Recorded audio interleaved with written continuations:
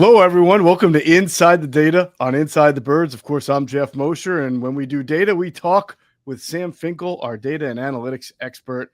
And Sam is here. He's got the charts ready to go and all of the analytical data from Week 2's Eagles win over the Chiefs 20-17 out in Arrowhead. And, at one point, that was a 10-point game and cruising. And all of a sudden, you're looking up and it's 2017 and it's a game. But that's to be expected, Sam, when you go out to Arrowhead and play the Chiefs, it's always a close one.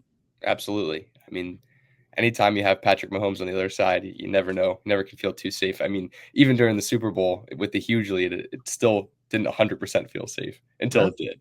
I know a lot of people who felt that way. All right, so let's go deep inside the analytics. You've put a lot of good charts together, and I know a lot of people want to see from an analytical standpoint if there's anything that the data shows about the pass offense that can give some clues as to why it's not good. We'll cover everything as we always do.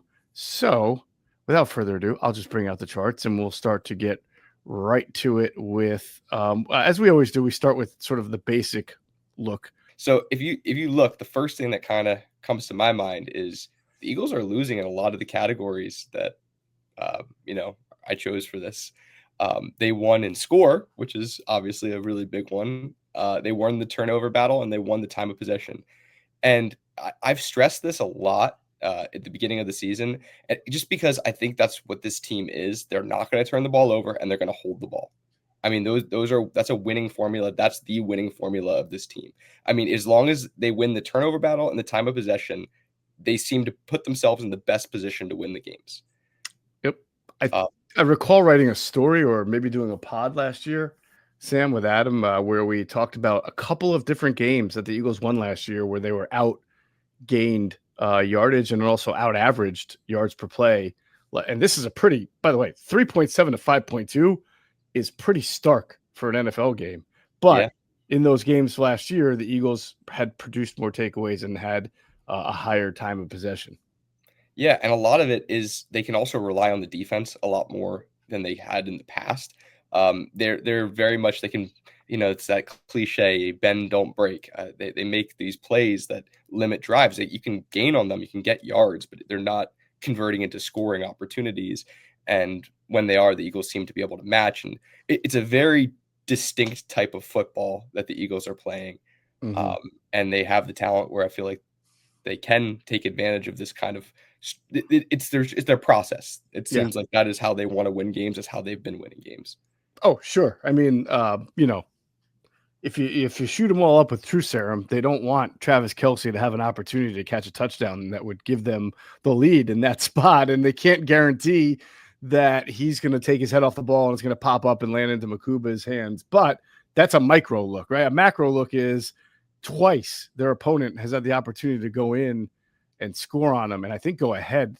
I believe if Miles Sanders, after his fumble would have been a go-ahead score. I can't even remember at the point. But the bottom line is he fumbled in the red zone. That's two takeaways the Eagles have in the red zone, which are just so vital. Yeah, but you also can't rely on takeaways in the red zone every time. So they're going to have to figure some other stuff out. One thing that I am impressed with that they can rely on a little bit more is the discipline. You saw it a little bit more this week. I mean, the penalties, they both had 6 penalties. I mean, it's a stark contrast of what we saw last week. And because of that, I feel like you can rely on, see, the big thing is what can you replicate game to game? Right. You can't necessarily replicate these turnovers in the red zone game to game. But if you're disciplined and try to keep the refs out of the game and you can hold the ball and don't turn it over, that's what the process is, and that's what you can replicate as the Eagles. Right. And as you know, out of those 48 penalty yards, 10 were charged on a holding to Cam Jurgens. That wasn't really Cam Jurgens' fault because Hurts had held on to the ball and then ran up the middle in a way that Jurgens was not expecting at the time because it had been about 5 or 6 seconds of blocking there. And so that wasn't a lack of discipline. That was just an unfortunate, sort of like the illegal man downfields can sometimes not always be on the person who's getting flagged, but somebody else. But yeah, I think that's a great point. Thank you for bringing that up. Sure. Let's take a look at some advanced stats and what really jumps out to you as you go deeper inside the data. Yeah. So basically, there's a new column here. If you followed last week, there's a new column here. For the rest of the season, there's going to be a new column. And that's the Eagles on the season. And obviously, that will become better informed as the season goes on and sample size increases. You get a better indication of what the Eagles actually are on an advanced standpoint, but still interesting to compare, that aggregate number to the week-to-week numbers. Right. So that being said, I mean, let's first off focus on just the columns on the two right ones, which is the week 2 and the Chiefs one. So if you look at that, I mean, the Eagles win in EPA per play, EPA per pass, and EPA per rush. That's great.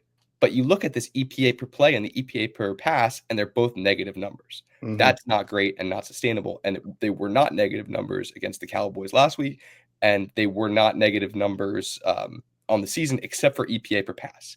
And I think that's really indicative of what everybody is upset about, is that the pass game really just hasn't been, it hasn't been what it could be, what should be based on the talent out there and opportunities as well.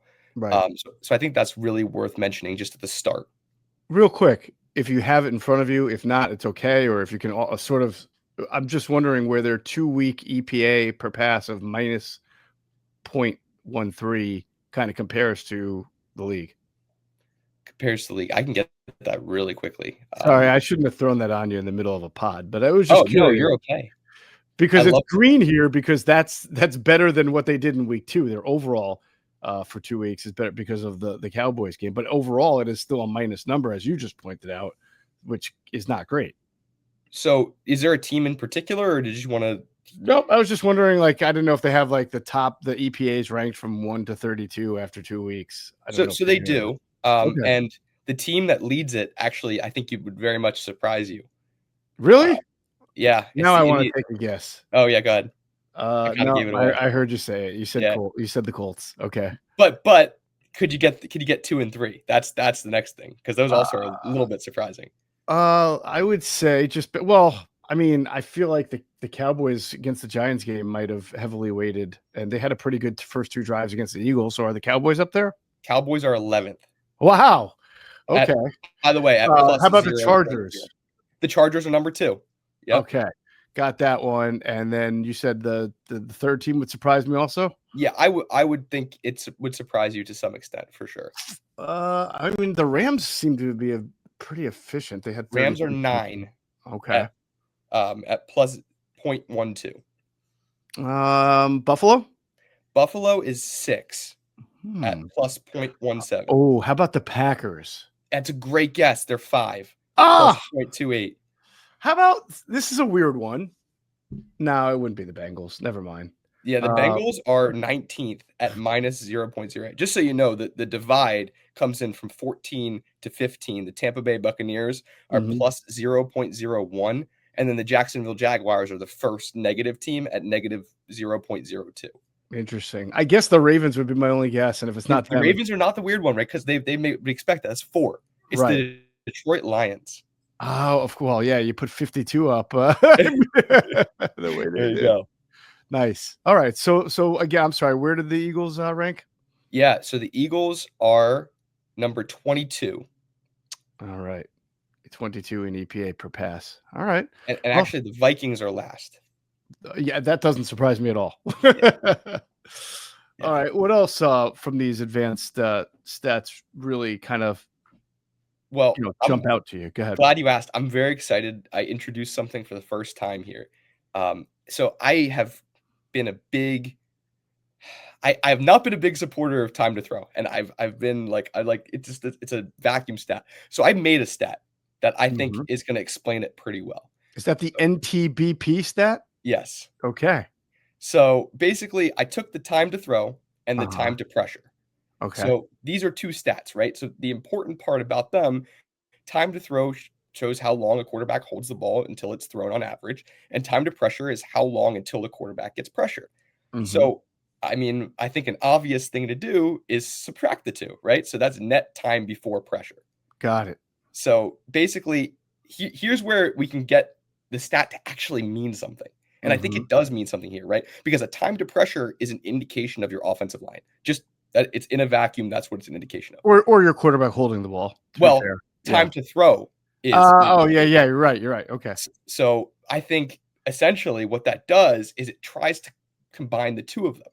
Now, it's going to be probably negative numbers for quarterbacks that can move well in the pocket, right? Yeah. Because even if they are pressured, they're still going to try to move around the pocket and still make throws. That's just so I think this is a very bad example of for this week because, Patrick Mahomes, that's what he does. That's his signature thing.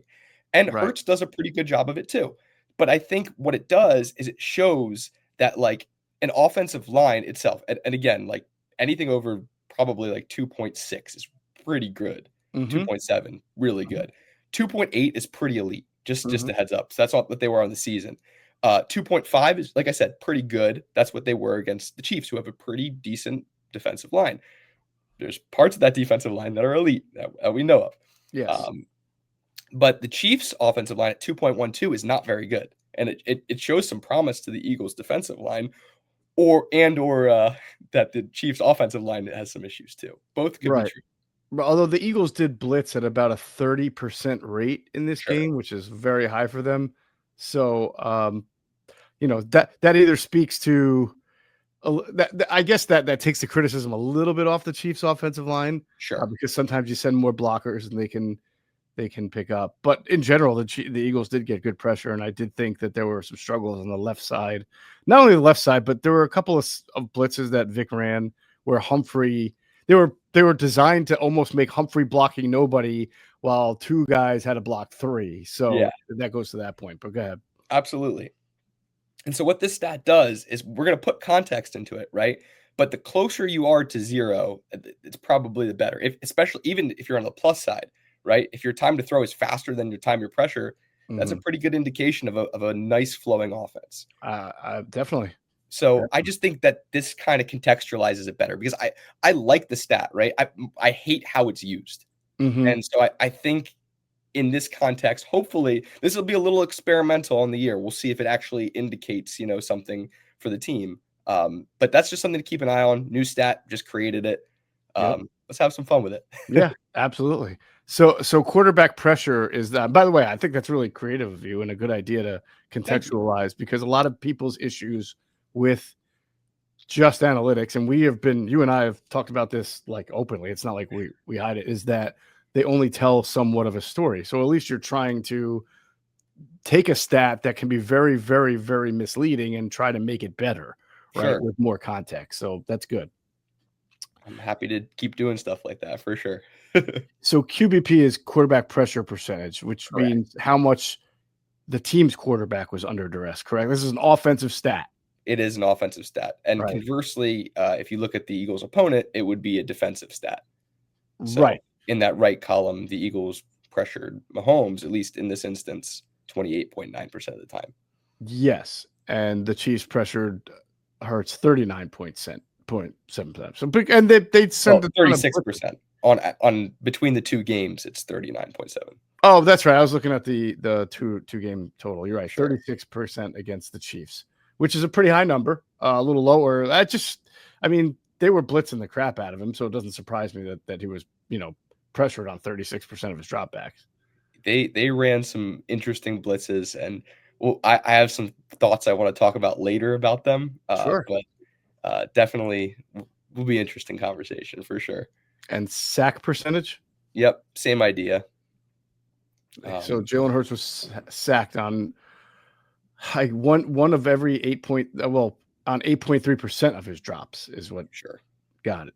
Yeah. All right. And his number has been typically high the last few years because he will hold on, take some sacks, but not turn the ball over. Absolutely.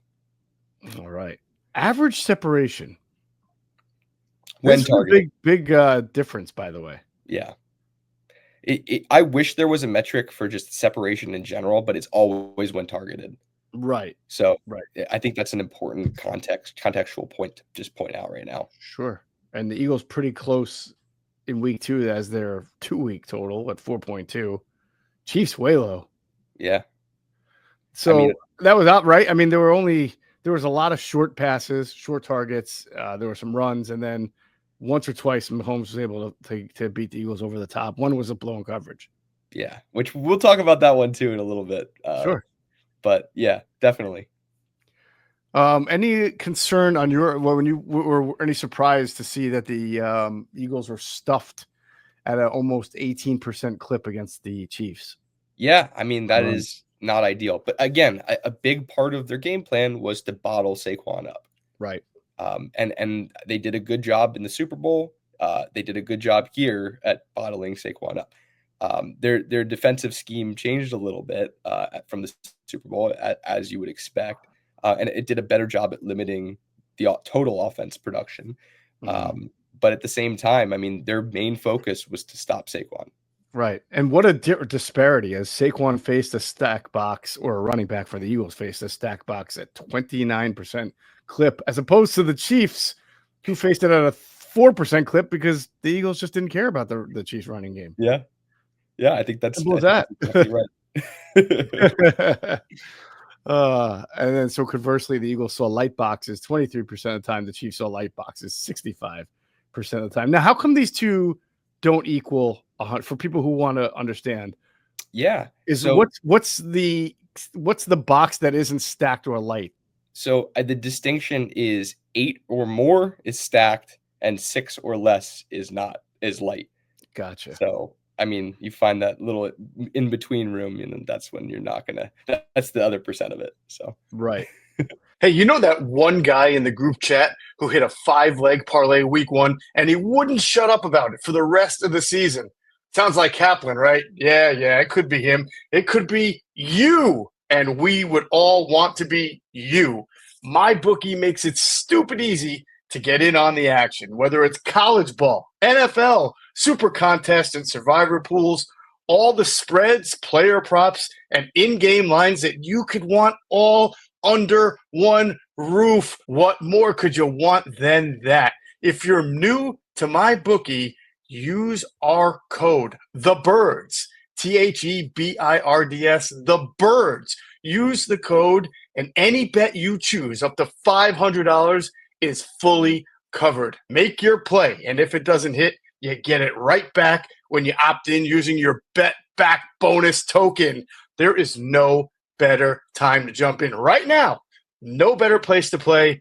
Football is back. Let's make some money with MyBookie. Hey, fall is planting season. Did you know that many plants and trees actually do better when planted this time of the year? But you got to know where to start, and that's why I love fastgrowingtrees.com. Doesn't matter if you live in the sunny south or if the air's getting a little chilly where you are, the plant experts can help you find the perfect fit for your space. They've got everything your yard needs: fruit trees, privacy trees, shrubs, flowering trees, so much more. And Fast Growing Trees makes it so easy for you to have your dream yard because you can order online and get your plants delivered directly to your door. If you're like me, you're tired of spending way too much money on landscaping. And if you walk into one of those nurseries and you look at all the stuff they have, you have no idea where to begin. That's why you need fastgrowingtrees.com. Doesn't matter about the size of your yard. They got over 6,000 plants to fit any space, and a 14-point quality checklist ensures you will get the best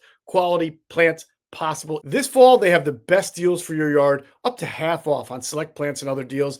And listeners to our show get 15% off their first purchase when using the code BIRDS at checkout. 15% off at fastgrowingtrees.com using the code BIRDS at checkout. Now's the perfect time to plant. Use BIRDS to save today. The offer is valid for a limited time. Terms and conditions may apply. Check out the link below or in the show notes and support the show. Now, the reason why this is it's a good stat, but it's also, this is the one where I want to give the context. You know, the way running games are designed, or a lot, not every run, but many, are to use either motion or to use pulling guards or trapping tackles to create a numerical advantage even against the stack box.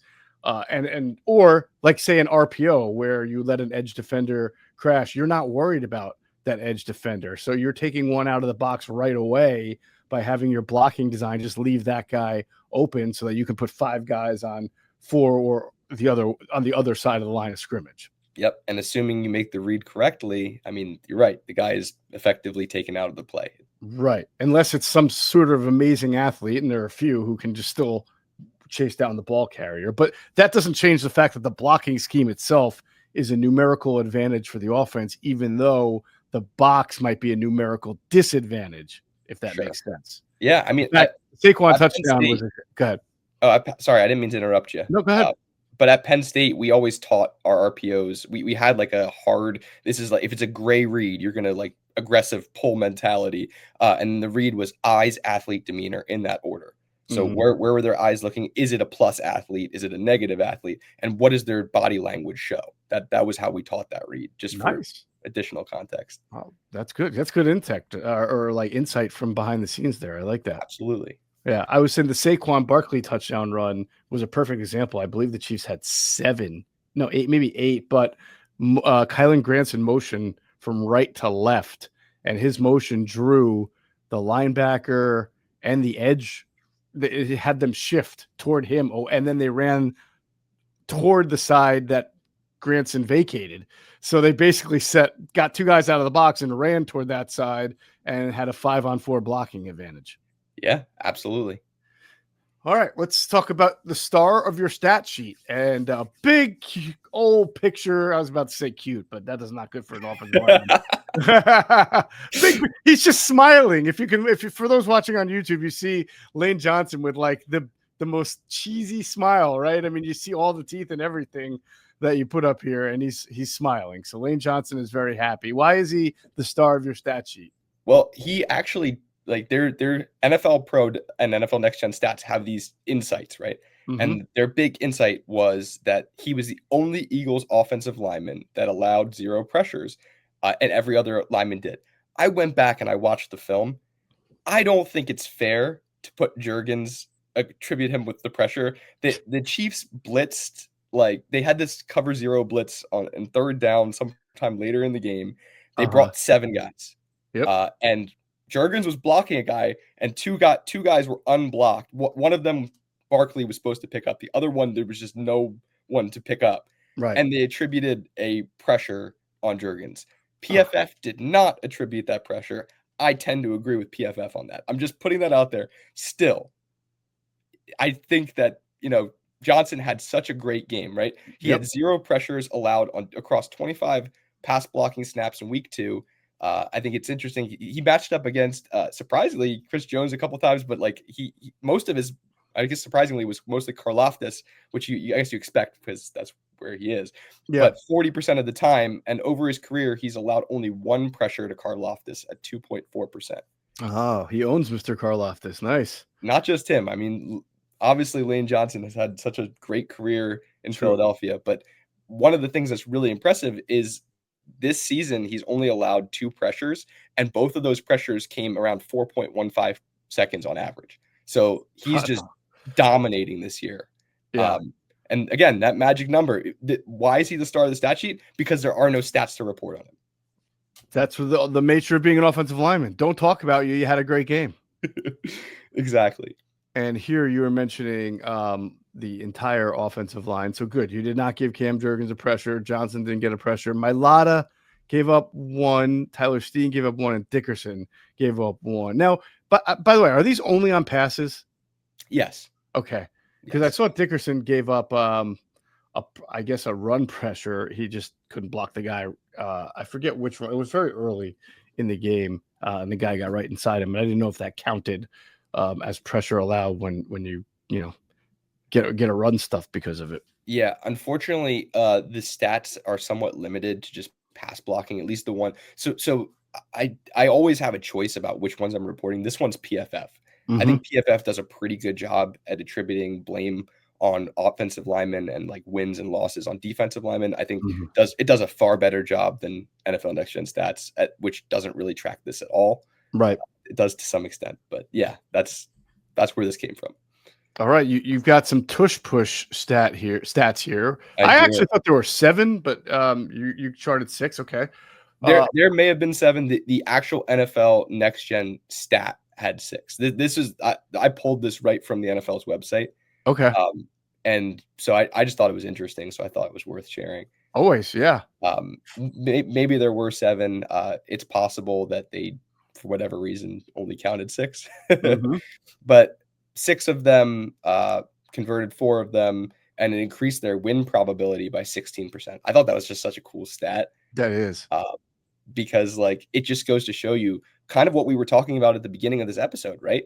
This is their brand of football. This is how they win games. And if you're able to convert short yardage goal line situations with this play, I mean, it's a winning formula. 16%. It swung their winning percentage by that much. That's crazy. I was going to write something just on the part of everybody understands the analytics part of being a 4-down offense. You can average less per down than a team that traditionally is going to punt after not getting it on 3rd down. But there's also a demoralizing aspect of it, not the physical nature, but for example, early in the game, the Chiefs do a really good job on 1st and 2nd down. They force the Eagles into 3rd and 7.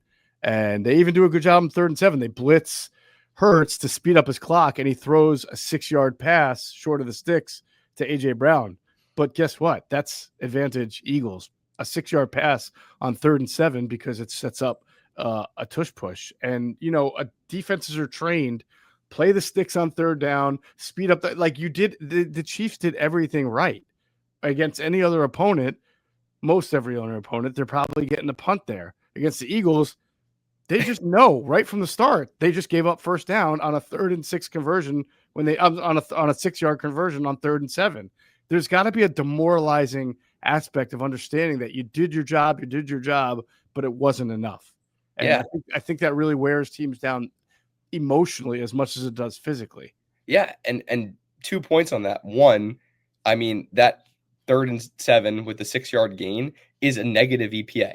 Right. But that's the Eagles kind of would prefer that if they're not like if they rather get 6 yards than 5 yards, obviously, and so they could set up this opportunity. But it also changes the play calling, right? Mhm. We had this discussion at Penn State all the time, and it was interesting. When you're on 3rd down, are you taking a shot? Like if you have to take 2 opportunities, are you taking 2 beyond the line of the line to gain, or are you taking 2 prior and trying to figure that out? So it's fascinating, and from a play calling perspective, it allows them to take what the defense gives them, take the 6 yards, and then get that opportunity. So those are what I'd add to that. Love that. All right, the passing game, Sam. Everybody's asking what's going on with the passing game. I know you've got some next gen charts here. So what is it jumps out here? Yeah, I mean, only Devonta Smith and Kylan Granson had a positive EPA on their receptions. Most of Devonta Smith's positive came from the one play, which was the deep ball that had a pretty interesting release angle from Hurts. But I think that's interesting. And I think it kind of goes to what we've been talking about, right? I mean, they don't have to take as many deep shots if they can set themselves up for opportunities to convert in short yardage situations. Yeah. However, Smith, Granson, Barkley, Dotson, and Mechie all had positive catch rate over expectation. So the receivers are doing a good job, at catching balls that they're maybe not necessarily supposed to, even though they're not contributing to, that traditional EPA algorithm in the way that you'd want to see. But you don't need to see it. Again, it because of what we talked about, maybe there should be less of an emphasis on EPA for the Eagles because they are a 4-down team. So I think that's a really fascinating insight, something I might have to adjust a little bit in the future. Yeah, I mean, it's hard to when we put Granson and Dotson and Mechie and even Barkley in here. I don't think any of them had more than 2 catches. Maybe Barkley did because from dump off. So that any one kind of good play can heavily weight them. Oh, 100%. And it probably did. And I imagine the Smith plus 11.3. A lot of that came from the big catch that he made at the end of the game, which was absolutely, that was a low percentage. For most receivers catch. For Smith, it feels like he does that twice a week. No doubt. I mean, he's a very special receiver. And then the last stat on there is Dotson led the team average in yards of separation when targeted at 10.9. And Brown had the lowest out of receivers that were actually targeted at 2.0. Well, interesting. And then that segues into the kind of routes here that you're showing.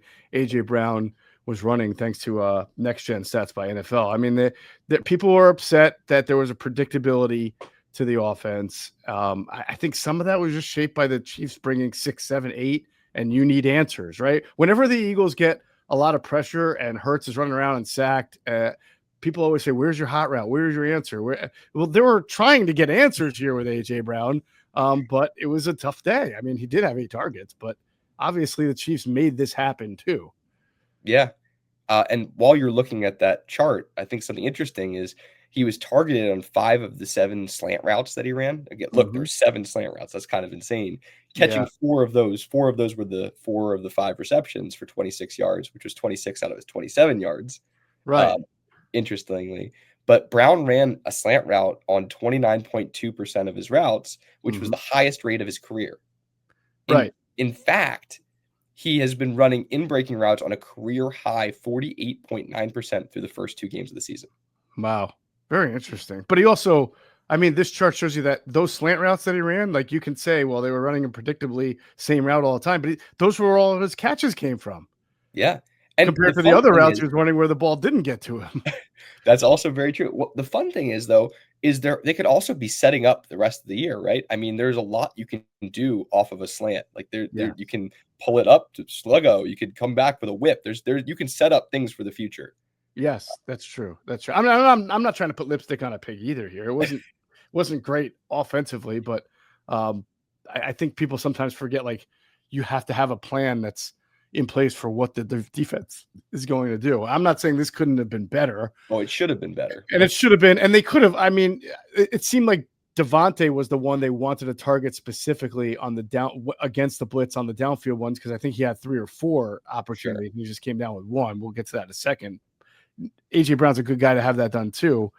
They did try to get it to him on the first play of the game, but unfortunately, there was a bad blitz. Calcaterra whiffed on it. There was confusion up front. So that happens. Yeah. All right. So this is the Jalen Hurts spray chart. Yes. Pretty obvious. Well, I mean, I guess I see that there are no attempts or completions in the middle of the field with the numbers, which we talk about all the time. Not surprising there.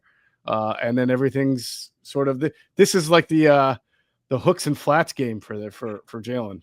Yeah, it really is. And just some quick stats. I'll do them kind of briefly just on them. But this was Hurts' 7th career win with fewer than 130 yards, including playoffs, which is the most by any quarterback since 2020. He's the first quarterback to start 2-0 without throwing a touchdown over the last 15 seasons.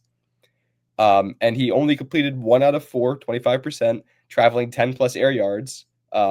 This is the 6th game in his career with 1 or fewer completions on passes 10+ yards down the field, and the only time this occurred ever twice in a season for him.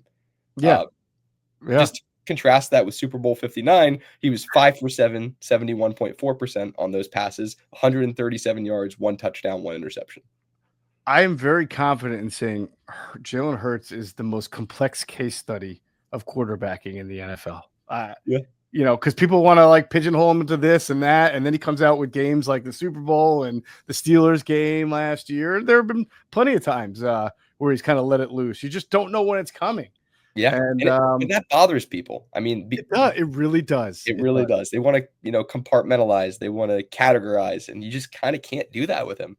Yeah, no, I mean, I don't even know where myself I fall into it. Other than just as an objective observer, I find it extremely interesting and fascinating because there's really nobody like this, right? And at times not knowing how to process the data, other than the fact that we all say the same thing. They win. Right. And that's the only data point that matters. And the last thing I'll say about Hurts is really it's his mindset and attitude and just willingness to win. And you can't put that in statistics. Right. Well, the one thing that I do put that into, because I think that it folds in, is that he does not turn the ball over. And that's part of the mindset. Why doesn't he throw the ball in the middle of the field? It's not a confident throw for him. He'll take a sack and hold on to the ball before he will try to thread a window that he's not confident in threading. And I'm not saying he can never do it. There are examples of times of him throwing between the numbers. But the point is, the overall mentality is he understands how his team is built. He understands what he can do, both throwing it deep and rushing to get out of jams, and isn't afraid to put the offense in a jam, right, by taking a sack as opposed to putting the offense in a worse position by turning the ball over. Yeah, I couldn't have said it better myself. Awesome. All right, defense. Star of the stat sheet is Drew Makuba. Now, listen, you always find these nice smiling shots. I like that. I love it too.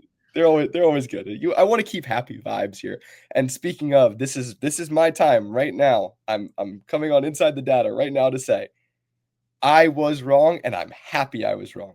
I hated this pick. Didn't hate the player, but I hated the value in the selection, and it's already proving that it was it could have been the right pick for sure. I mean, it looks that way. Well, let's see. You never know. Some people start off on fire and then you know, it doesn't work out. But he certainly does look like the right marriage of player to scheme and everything. Yeah.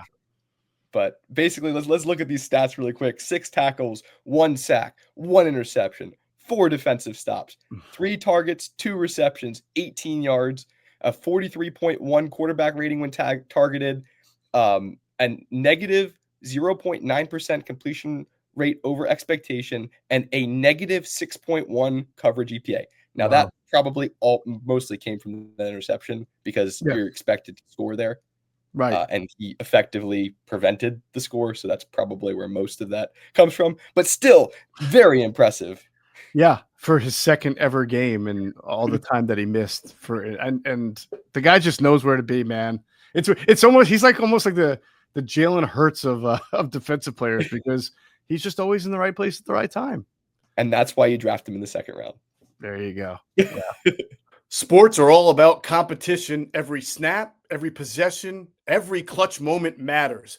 That same energy is what 1v1 Me brings to video games. Every single day, you can watch and stake on matchups in Madden, NBA 2K, FC, and Call of Duty Search and Destroy. All the games are streamed live. Every match has refs and payouts are instant.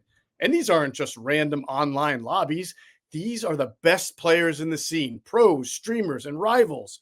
With season playoffs and the championship game on the line, every game matters. Over $100 million has already been paid out on the app, and the community is growing fast. If you're a sports fan, a gamer, or just someone who loves having a little extra on the line, 1v1 Me is where you need to be.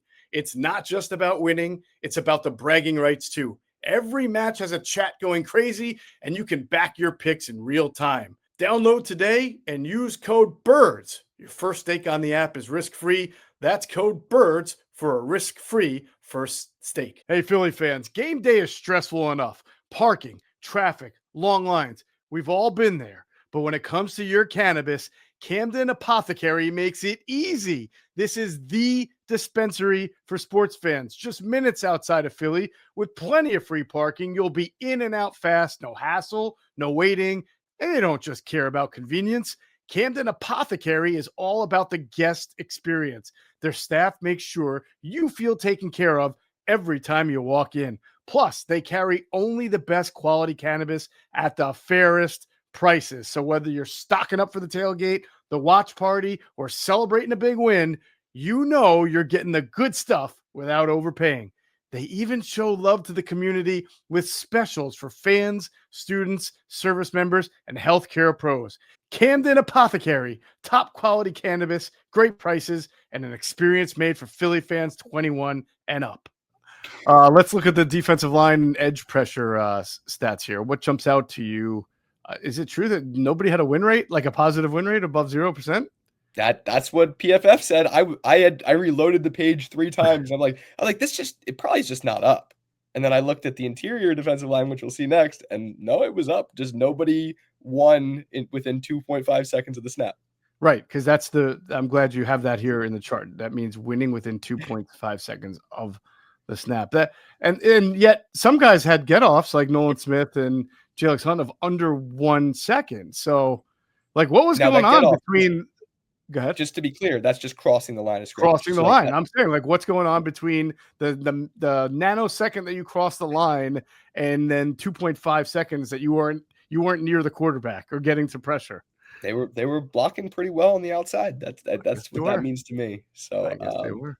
Or if they were twisting, they were getting wherever they were going. The blocking was pretty good on the edge rushers. Got it. That being said, I mean, I would like to highlight Za'DariusSmith made an impact instantly. That was an awesome signing. We talked a little bit about that offline. Very excited to see what happens with that. Nolan Smith did a really good job. I think his get off is really encouraging. That 0.84, it's going to translate into pressures and sacks as the year goes on. Right. And just to reiterate, somebody might say, well, how did Nolan Smith, Jalen Hunt, and Za'DariusSmith combine for 5 pressures and have a 0% win rate? It meant all of their pressures came after 2.5 seconds of the snap. Exactly. All right. Not bad. Just probably one of the weirder things you'll ever see. I'm going to guess we are not going to see another game this year, Eagles game, where all of the edge rushers have a 0.0% win rate. That's a guess. We'll go. Write that down. Say, remember that I said it. Yep, writing it down now. And then maybe like you, I'll be doing some mea culpa, like like you just did on Makuba. That's the thing. I'm happy to be wrong on those things. Oh yeah, it's good, especially when it's better for the team. Like that's the best time to be wrong. There you go. And then, as you mentioned, on the interior line, 2 guys, Jordan Davis, who played a good game, did not have a positive win rate, but Ojomo and Jalen Carter had good ones. Now, to be clear, this is also just in the pass rush, right?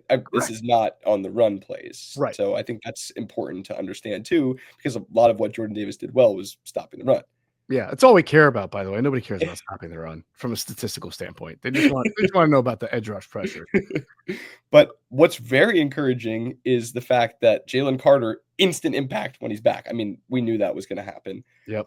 4 pressures, a pressure every 9 snaps or opportunities, 15% win rate, which is elite for an interior defensive lineman. Mm-hmm. And the get off was 1.03.